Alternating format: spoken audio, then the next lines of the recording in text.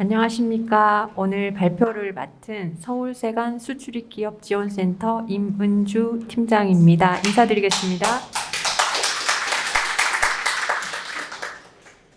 오늘 이런 좋은 자리에 설명할 수 있는 기회를 주셔서 감사합니다. 먼저 RCEP에 대해 말씀드리기 전에 우리나라 FTA 발효 현황을 한번 살펴보겠습니다. 앞에서 말씀하신 바와 같이 2004년 4월에 우리나라와 칠레가 한칠레 FTA를 발효하면서 지금까지 2021년 1월에는 브렉시트와 관련해서 한영 FTA가 발효되었고,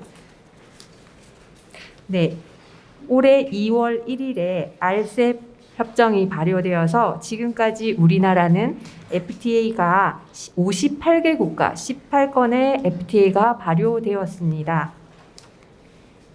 수출 물품의 FTA 활용 절차를 살펴보면 먼저 협정이 체결되어 있어 FTA를 활용할 수 있는지 확인하는 절차와 원산지를 판정하여 원산지 물품에 대해서 원산지 증명서 CO를 발급하는 절차, 그리고 CO를 발급한 후에는 관련 서류들을 보관하고 원산지 검증에 대비하는 절차까지를 일련의 수출 물품 FTA 활용 절차라고 할 수 있겠습니다. 그러면 RCEP에 대해 살펴보겠는데요. 이제 RCEP이 다른 협정과 다르게 15개국과 맺은 다자간 협정이다 보니까 기존의 FTA의 개념은 조금 생략을 하고 30분 안에 설명을 드려야 되기 때문에 주요 특징 위주로 말씀드리면서 RCEP 개요를 말씀드리고 그 다음에 RCEP 원산지 증명에 대해서 말씀드린 다음에 저희 관세청에서 지원하고 있는 FTA 활용 기업을 위한 지원 사업에 대해서 말씀드리도록 하겠습니다. RCEP은 여러분들이 많이 들어보셨는데 RCEP라고 적고 RCEP이라고 말합니다. 영내 포괄적 경제 동반자 협정으로 Regional Comprehensive Economic Partnership의 약자인 RCEP를 약자로 적고 RCEP이라고 말합니다.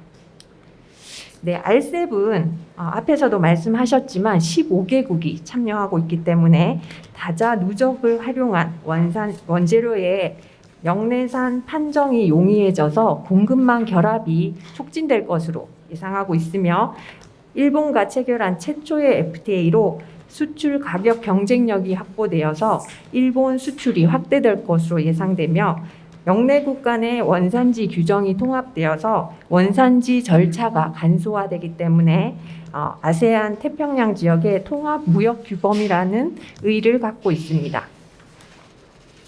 RCEP 형국을 구체적으로 살펴보면 아세안 10개국과 한중일, 호주, 뉴질랜드까지 15개국이 참여하고 있습니다. 우리나라는 올해 2월 1일 0시 기준으로 FTA가 발효되었습니다.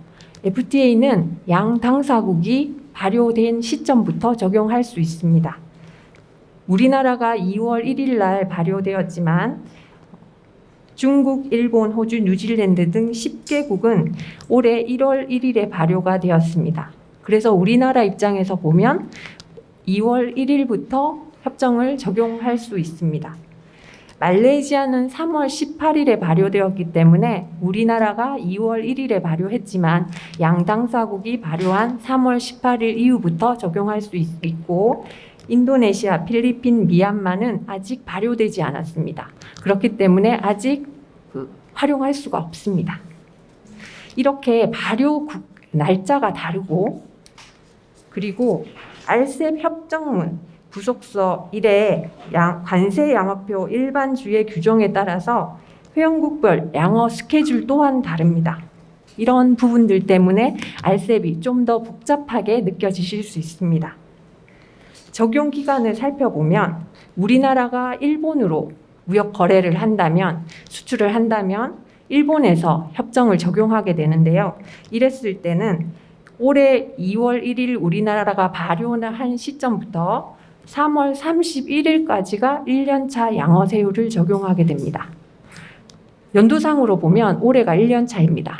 그렇지만 협정에서 정한 2년 차가 4월 1일부터 적용하도록 되어 있습니다. 그래서 일본으로 수출을 한다면 일본에서는 올해 4월 1일부터 내년 3월 31일까지가 2년차 협정을 적용하고 내년 4월 1일부터 3월 31일 그 다음에 3월 31일까지가 3년차 협정을 적용하게 됩니다.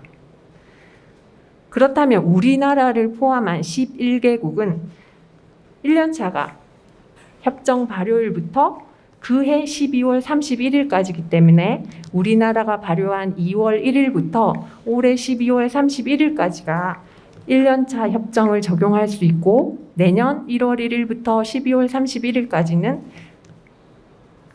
2년차 협정을 활용할 수 있습니다.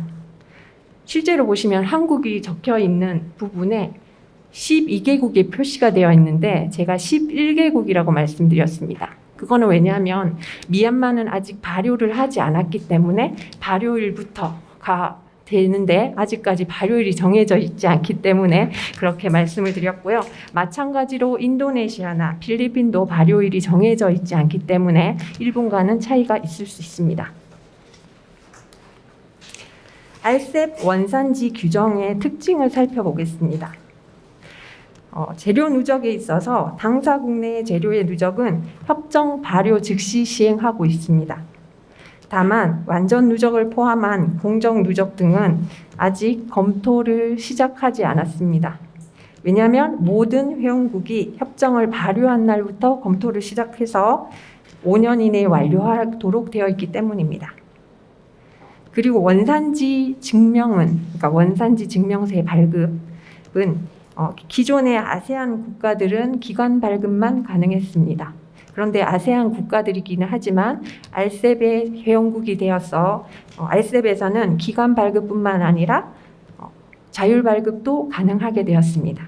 다만 인증 수출자가 발행하는 자율 증명만 지금 시행하고 있고 아직 인증 수출자가 아닌 수출자 생산자가 발행하는 완전 자율 증명은 협정 발효일 10년 이내에 시행하도록 되어 있습니다. 우리나라는 완전 자율 증명은 미시행하고 있기 때문에 지금은 적용할 수 없습니다. 원산지 검증은 수출국 관세 당국에서 하는 간접 검증을 실시한 후에 수출자 생산자를 방문 검증하는 직접 검증을 수행하도록 절차를 정하고 있습니다. 협정 3.2조에서 원산지 상품을 정의하고 있는데 협정 3장의 모든 적용 가능한 요건을 충족하는 상품에 대해서 원산지 상품으로 인정하고 있으며 완전 생산, 원산지 재료로만 생산, 품목별 원산지 규정의 충족 상품 이렇게 해서 3가지로 정의하고 있습니다.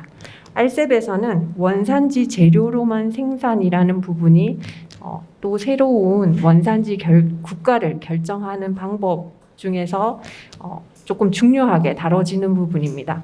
왜냐하면 다른 협정에서는 원산지 재료로만 생산했으면 원산지 결정 기준을 이미 충족하고 그런 경우에는 대부분 원산지 국가가 수출국이 되기 때문입니다. 그렇지만 RCEP에서는 회원국들에 대한 그 관세 차별이라는 개념이 따로 나오고요.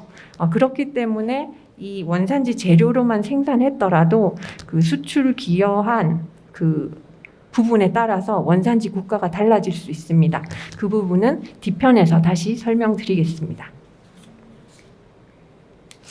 원산지 재료로만 생산한 상품에 대해서 좀 더 살펴보겠습니다. 여러 당사국의 원산지 재료를 사용하여 생산하는 경우에도 원산지를 인정하는데요. 이 부분은 누적과 중간재를 통한 RCEP에서의 기존의 협정보다 폭넓게 활용되는 것으로 보입니다. 공급망 결합에 해당되겠죠. 관세 차별 품목인 경우에는 수출 당사국에서 최초 공정만 수행을 했는지 여부에 따라서 원산지 국가가 달라지게 됩니다. 아래쪽에 표시되어 있는 1단계, 2단계라는 원산지 국가 판정 프로세스가 있는데요.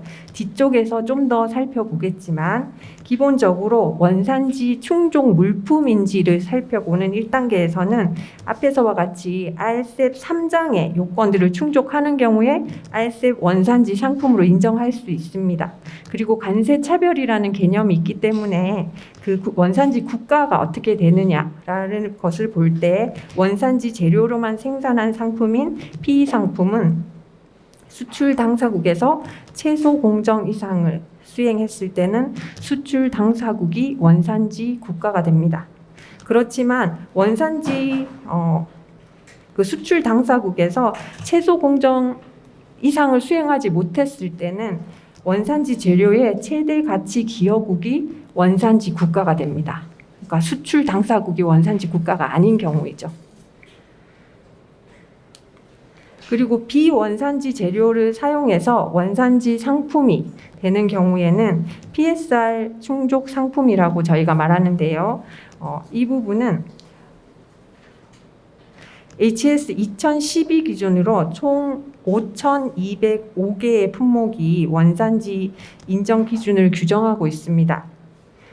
저희가 품목 분류가 올해 개정이 돼서 HS는 2022 기준을 사용하지만 RCEP 원산지 물품 결정할 때의 HS 코드 기준은 2012 기준입니다. RCEP 회원국과 맺은 기존의 한 아세안, 한 중국, 한 베트남 협정에 비해서는 850개 품목이 인하되었습니다. 그래서 기존의 인증 수출자인 경우에 대해서 850개 품목에 해당되는 물품을 수출하신다면 저희가 RCEP 인증 수출자를 취득하실 때 특례 인증이라고 해서 간편한 방법으로 인증을 절차를 진행하고 있습니다. 뒷부분에서 설명드리겠습니다.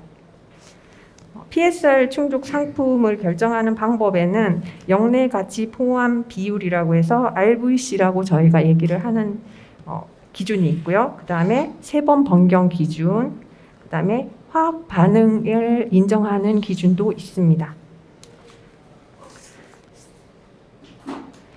RCEP 회원국의 원산지 재료를 당사국 재료로 간주하여 원산지를 인정하는 누적 규정은 주요 수입국인 중국, 베트남, 인도네시아 등의 원재료를 모두 원산지 재료로 인정받아서 특혜 관세를 받을 수 있는 우리 수출 물품이 확대될 것으로 기대되고요. 다만 원산지 재료를 어떤 방식으로 인정하고 확인할 것인지에 대해서는 아직 회원국 간 합의가 되지 않았습니다. 이게 명시적으로 어떤 규정 합의가 나오지 않는 이상은 누적을 하실 때는 RCEP 원산지 증명서를 증빙 자료로 해서 인정 구비를 하시는 것을 권고드리고 있습니다. 그 다음에 RCEP 회원국을 경유하였어도 직접 운송을 충족해야지만 RCEP 상품으로 인정할 수 있습니다. 직접 운송은 원칙적으로 수출 당사국에서 수입 당사국으로 직접 운송되어야 합니다. 그렇지만 예외적으로 추가 가공 없이 관세 당국의 통제하에서 RCEP 회원국 또는 비회원국을 경유하더라도 가능합니다. 관세 당국은 직접 운송 요건 충족을 입증할 수 있는 서류를 수입자에게 요구할 수 있기 때문에 이 부분도 유념하셔야 됩니다. RCEP에서는 앞에서도 말씀드렸듯이 관세 차별이라는 개념을 가지고 있습니다. 수입 당사국이 동일한 원산지 상품에 대해서 적용하는 상이한 관세 대우를 관세 차별이라는 개념으로 하고 있는데요. 이 부분은 협정 2.6조에 나와 있습니다.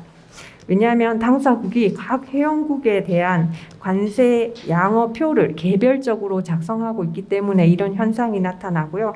같은 품목이라도 수출국에 따라서 원산지 국가에 따라서 관세율이 다르게 적용되고 있습니다.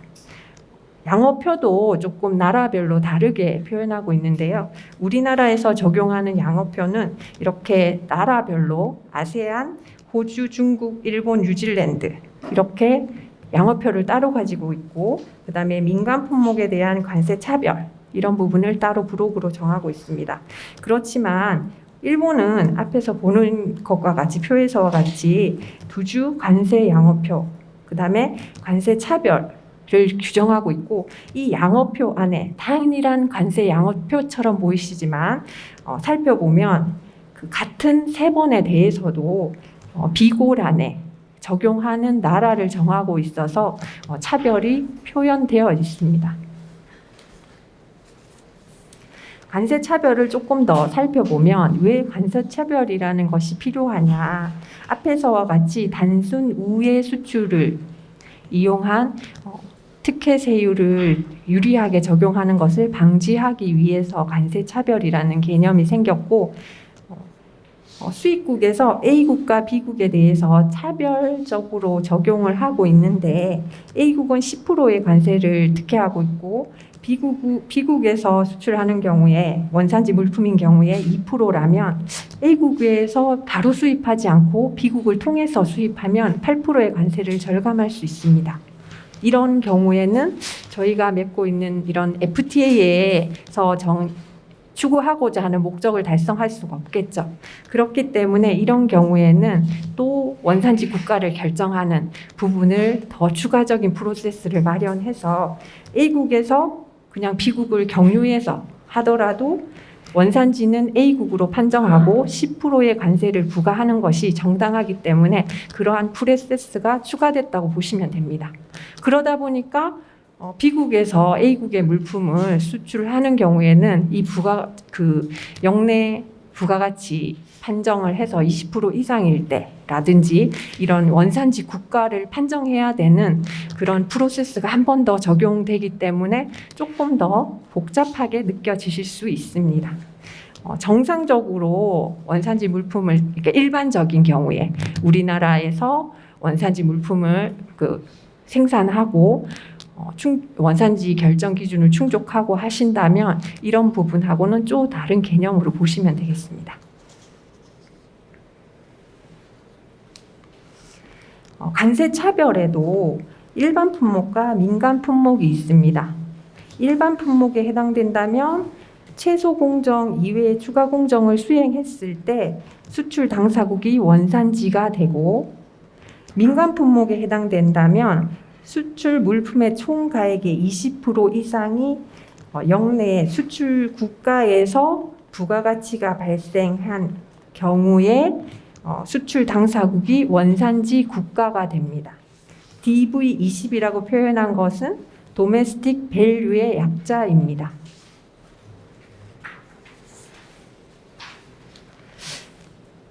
관세 차별 품목에 대한 원산지 국가를 기재하는 부분이 원산지 증명에 있습니다. 그러면 이 부분을 다시 앞에서 설명한 부분을 다시 한 번 더 살펴보면, 먼저 RCEP 원산지 지위를 결정하는 절차가 필요하고요. 그래서 원산지 상품으로 인정이 된다면 원산지 국가를 결정해야 됩니다. 수입 당사국의 민간 품목에 해당된다면 수출 당사국에서 영내 부가가치가 20% 이상 추가로 발생을 했을 때 수출 당사국이 원산지 국가가 되고요. 그 다음에 원산지 재료로만 생산한 물품인 PE 상품인 경우에 수출 당사국에서 최소 공정 이외의 추가 공정이 충족된다면 수출 당사국이 원산지 국가가 됩니다. 그리고 세액이 결정되겠죠.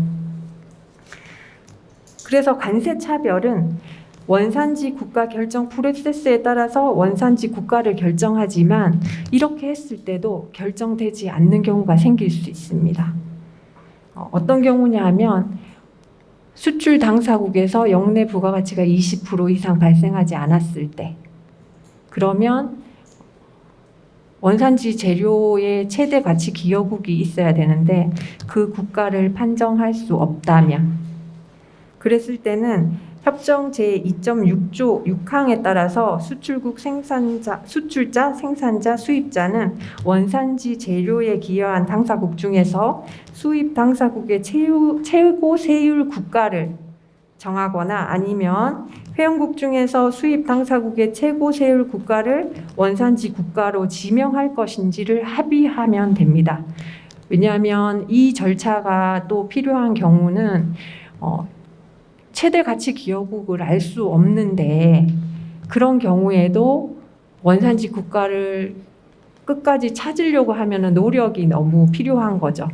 그거보다는 최고 가치, 그러니까 최고 세율을 적용하는 국가를 적는다면 실익을 포함해서라도 절차적으로 간단해지고 FTA를 RCEP을 활용할 수 있기 때문에 이런 절차가 필요한 것이고요. 수출 당사국이 아닌 다른 당사국의 재료는 영내 가치 DV 계산 시에는 원산지 재료의 가치에 포함되지 않습니다. 이 부분이 원산지 지위를 결정할 때하고는 조금 다른 부분이죠. 그리고 품목별 원산지 기준이 3번 변경 기준인 경우에도 원산지 국가 판정을 위해서는 영내산 재료의 가치를 확인해야 될 필요가 있습니다. 그리고 2.6조 5항과 3.6조는 내용은 동일합니다. 그렇지만 이런 부분에 있어서 앞에서 말씀드린 바와 같이 적용하는 규정은 조금 다르다고 보시면 되겠습니다. 이제 원산지 증명에 대해서 살펴보겠습니다. 원산지 상품이라는 이용 가능한 정보에 기초해서 제3.16조에서 원산지 증명에 대해서 규정하고 있는데요. 원산지 증명 발급 방식은 기관 발급 또는 인증 수출자에 의한 자율 증명을 채택하고 있습니다. 발급 형태는 영어로 작성된 서명본 또는 전자본을 인정하고 있고요. 발급 또는 작성일로부터 1년간 유효합니다. 발급 기관은 우리나라 기준으로 보면 세관과 상공회의소입니다.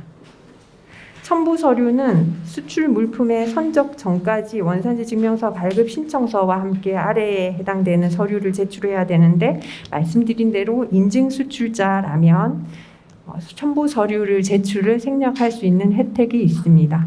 물론 자율 발급을 할 수 있는 인증 수출자의 지위를 획득하실 수도 있고요. 원산지 자율 발급, 원산지 증명의 자율 발급은 작성 권한이 업체별 인증 수출자 또는 RCEP 품목별 인증 수출자입니다. 다만 자율 발급 원산지 신고서의 표준 서식은 아직까지 회원국 간 합의가 되지 않았습니다. 그래서 우리나라에서는 권고 서식을 제정하였습니다. 권고 서식뿐만 아니라 협정 부속서 3라의 최소 정보 요건 중 제2항의 정보가 포함된 어떤 서식이라도 사용 가능합니다. 그렇지만 아직까지 협정 초기인 부분을 감안해서 안정적인 특혜 적용을 위해서는 한시적으로 기관 발급 원산지 증명서를 활용할 것을 권고드리고 권고 서식을 활용하셔도 되겠습니다.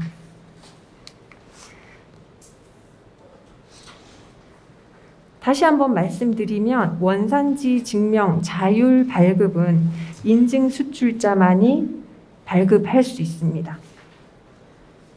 그리고 권고 서식은 저희 관세청 FTA 포털 공지사항에 그 서식이 있기 때문에 활용하시면 되겠습니다.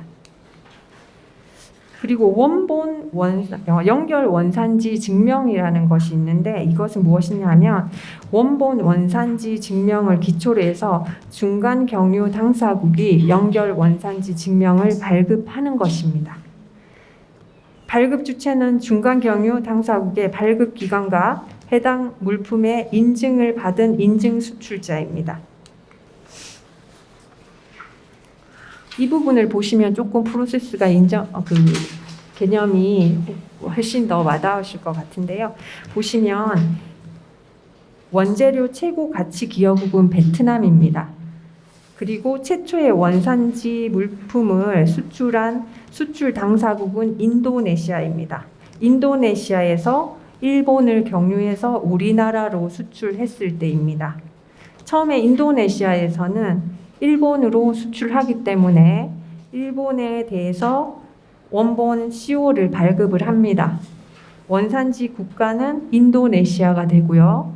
이때 일본으로 수입할 때는 일본에서의 공통양어 품목입니다. 관세차별 품목이 아니고. 그런데 우리나라로 수입할 때 한국에서는 이 물품이 민간 품목에 해당됩니다. 그랬을 때는 일본에서 중간 경유 당사국인 일본에서 RCEP 원산지 국가를 판정해야 되는데 인도네시아에서 발생한 부가가치가 얼마냐에 따라서 원산지 국가가 달라집니다. 인도네시아에서 발생한 역내 부가가치가 20% 이상이라면 원산지가 인도네시아가 되고 20% 미만이라면 최고 가치 기여국인 베트남이 원산지 국가가 됩니다. 그런데 최고 가치 기여국이 어느 나라인지 알 수 없다면 앞에서 말씀드린 바와 같이 우리나라에서 최고 세율을 적용하는 국가를 적으셔도 됩니다. 이제 마지막으로 FTA 활용, 수출 기업 지원에 대해서 살펴보겠습니다. 관세청은 세관별로 수출 기업 지원 센터를 개소해서 수출 물품에 대한 원재료 수입부터 해외 통관까지의 모든 과정에 대해서 맞춤형으로 지원하고 있습니다. 주요한 역할을 보면 현장 중심의 수출 기업 지원, 수출입 기업의 특화 지원, 그리고 앞에서 말씀드린 인증 수출자 지정과 원산지 증명서, 기간 발급 원산지 증명서를 발급하는 업무를 하고 있고, 또한 해외 통관 애로 해소를 지원하고 있습니다. RCEP과 관련해서는 간이인증 특례라는 것을 적용하고 있는데요. 작년 12월 8일부터 지금까지 계속 연장해서 간이인증 특례를 시행하고 있습니다. 신청 대상은 현재 한 중국, 한 아세안, 한 베트남 품목별 원산지 인증 수출자 중에서 RCEP 품목별 원산지 인증 수출자 인증을 희망하는 업체로 RCEP 인증 심사 간소화 품목인 앞에서 보셨을 때 이 앞에 그 원산지 FTA에서보다 품목이 완화된 850개 품목이 심사 간소화 품목에 해당됩니다. 이 품목을 수출하는 기업이라면 이 품목별 인증 수출자 간이인증 특례를 신청하실 수 있습니다. 관련 자료들은 저희 관세청 FDA 포털 공지사항 801번을 참조해 주시기 바랍니다. 물론 심사 간소화 품목에 해당이 되지 않는다면 일반 인증 절차를 따르셔야 합니다. 인증 수출자 간이인증 특례에 관해서 궁금한 사항이 있으시면 각 관할지 세관으로 문의하셔도 되고, FTA 포털이나 그다음에 서울 본부세관 관할 기업이라면 저희 서울 본부세관 홈페이지를 통해서 상담 신청을 하시면 되겠습니다. 기업지원센터에서 수출 지원 사업을 펼치고 있는데요. 특히 RCEP 활용 지원과 관련해서는 앞에서 설명드린 부분 이외에도 이러한 RCEP 활용 설명회 개최나 Yes FDA 전문 교육 과정을 통한 FTA 전문가 양성, 특히 수출 기업을 위한 RCEP 활용 실익 분석 컨설팅을 제공하고 있습니다. 왜냐하면 다른 협정보다 세율 적용이라든지 원산지 판정이라든지 또 원산지 특혜 세율을 적용하는 인하 스케줄이라든지 이런 부분들이 다 다르고 협정이 발효한 초기이기 때문에 이제 수출 초보 기업들은 이 RCEP 활용에 있어서 상당히 좀 난해하게 생각하십니다. 그래서 그 물품에 대한 내용이라든지 어떤 부분이 궁금하신 부분이 있으면 저희한테 실익 분석 컨설팅을 신청하시면 저희가 성심성의껏 제공해 드리겠습니다. 그리고 업무별로 문의사항이 있으시면 저희 서울세관 관내기업은 저희 수출입 기업지원센터에 각 담당자별 연락처를 확인하시고 연락을 해주시면 좋겠고요. 그리고 저희가 지원하는 사업 외에 다양한 정보에 대해서는 저희 서울세관 수출입 기업지원센터 블로그를 통해서도 공지하고 있기 때문에 방문해 주시면 감사하겠습니다. 오늘 준비한 발표 자료는 여기까지입니다. 경청해 주셔서 감사합니다.